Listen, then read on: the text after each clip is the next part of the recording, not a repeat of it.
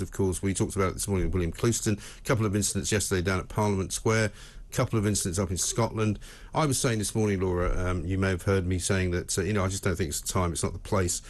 Free speech is all very well, but it's not absolute, and it's certainly not something that people should do in terms of heckling at a family funeral. I mean, if it was at a family funeral of mine and somebody started shouting at people, they'd probably be in some kind of danger. I can see why you're saying that, and I can see why this has roused very strong emotions in people who would normally, we would consider defenders of free speech. But a few points to come back on there. This isn't at a funeral. There's a funeral procession. This is going through public streets, okay? And in this country, we have a right to protest. The police have a responsibility to protect the public's freedom to protest, as much as they have a right to protect law and order and keep this funeral procession moving through. Now, I think that there is something that's distasteful about protesting as a funeral procession goes past. Of course I do. Now, a couple of people shared jokes about the Queen on the day she died with me, and I was shocked. And I said something to those people. I said, there's a time and a place, and you don't make tasteless jokes about somebody on the day they've died, whoever it is. Yeah. It's just not on. However, you cannot deny that while most of this country support the royal family, not everybody does. And this isn't just an individual. As we were talking about earlier in the programme, she's not just an individual, she's not just a mother and a grandmother, she's a queen, she's a head of state. This is a political matter, and people must be allowed to protest. Now, the problem is that people believe in free speech until it's some speech they would like to silence, or until they find it distasteful. But if you believe in free speech, you have to believe in it for all. You say it's not universal, but there's a difference between inciting violence and hatred, which nobody's been doing, and expressing an opinion, which they have been doing and should be allowed. That's what I think. But one, they are allowed, but there can be, and should be, consequences. If you want to hold up a banner which says, F you, in public, generally speaking, the police will probably ask you to take it away. And if you refuse, they'll probably arrest you. Now, you might say that's an attack on free speech. I don't think it is. If it's offensive to most people, then that's something that they shouldn't be doing. And unfortunately, the world is not full of people like you and I, who are eminently sensible and would never do anything that would be deliberately provocative and horrible to hurt anybody's feelings. I wouldn't do that, neither would you. However, I'm going to disagree with you. But I also understand that there are some people who will take offence at something that you've done which was not in any way offensive. So I understand there's that nuance. But you know as well as I do that what you've just said never happens, because the police operate in completely different arenas all the time and operate completely differently depending on who they're policing. In the case of the guy who was arrested for causing anxiety, as opposed to the people who were in the Black Lives Matter march who weren't arrested for causing criminal damage to a statue. There is a lot of inconsistency. All I would say is that there is a complete and utter, for me, a red line. If you're a grieving person, whether you be the king or whether you be an individual standing outside, a mosque or a synagogue or a church, you have, I think, a reasonable expectation not to be heckled and not to be abused.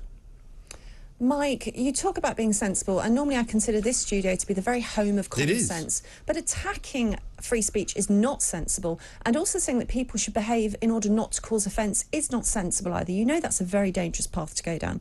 Because I'm only saying it for this particular instance. I'm not saying it for anything else. But you either believe in it for all instances that's rubbish. or no instances. No, because absolutism is always wrong, in the same way that extremism is always wrong. This is not a one-off instance, though. We have an inexorable attack and decline of free speech in this country. That, I think, is unarguable.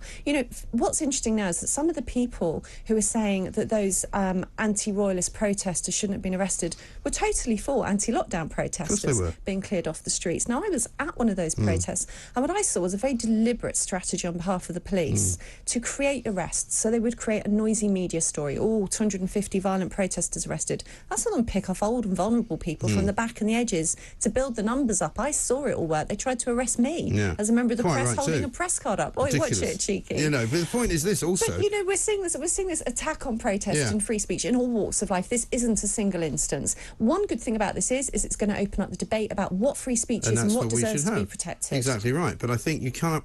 There's no such thing as absolutism ever being right, because you can never have anything right without nuance. And for example, I bet you any money, a bunch of those protesters down at Westminster yesterday, even some of those holding up cards that said nothing on them because they thought they were being clever.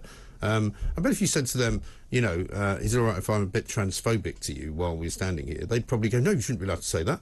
No. And so there's a lot of, you know, discrepancy, there's a lot of hypocrisy, you know, there are certain things which people would not like you to say to them, and yet they want to hold up a banner because it's their right to free speech. Well, I'm sorry, that's not how it works. Yes, well, people misuse free speech, and they also misuse the opportunity to clamp down upon free speech. I'm always going to be consistent about free speech as long as it doesn't break the law. Yeah. And then laws should be changed, potentially with protest and all other legal means. Now, the thing is, if these protesters broke into Westminster, if they were in someone's funeral parlour where everyone's daintily eating cucumber sandwiches and crying, this would be wrong. But they're on the public streets of our cities. No, but wrong is an interesting word. It is wrong. But because breaking and entering and disrupting private proceedings that's illegal. It would be illegal. Different.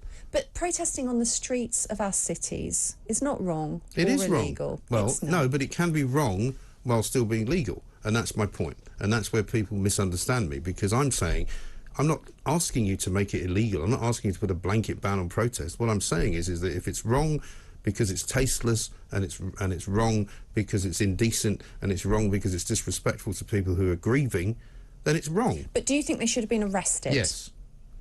I think you only half believe that. Because it teaches them a message, right? It teaches them, don't come down, because I think what it will do is it will get some of these idiotic sort of part-time protesters thinking, and they might go, do you know what, I was going to go down and, you know, hurl abuse at King Charles tomorrow, but actually now I don't think I will because I might get arrested. And if it has that effect, to me that's a good thing. Well, I think they're not going to be clapped in irons, they're not going to be stuck in the clink down by the River Thames for 12 hours, are they? They're going to be arrested, probably given a talking to and told to go home.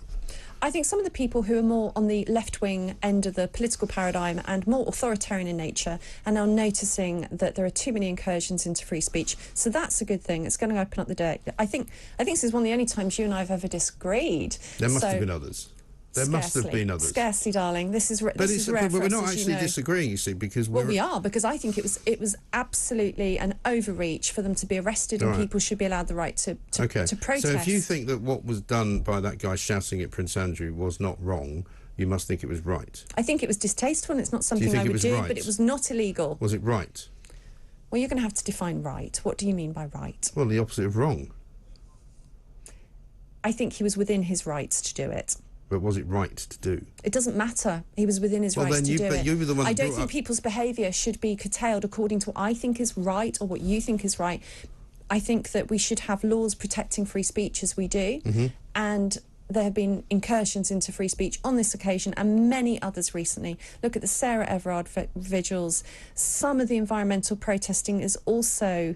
You know, I don't agree with it, but where it's legal, it should be allowed to continue. The anti-lockdown protests. People who agree with those environmental protesters say that they are right to protest because they're saving the planet, right? So right and wrong is a very interesting concept. We haven't got time to even debate it now, but we must come back to it. To the very nature of right and wrong. Let's set our sights high. Yeah, no, because I think it is right that we talk about right and wrong. That's where I'm going to leave it. Thank you very much indeed. Laura Dodsworth, this is talkTV.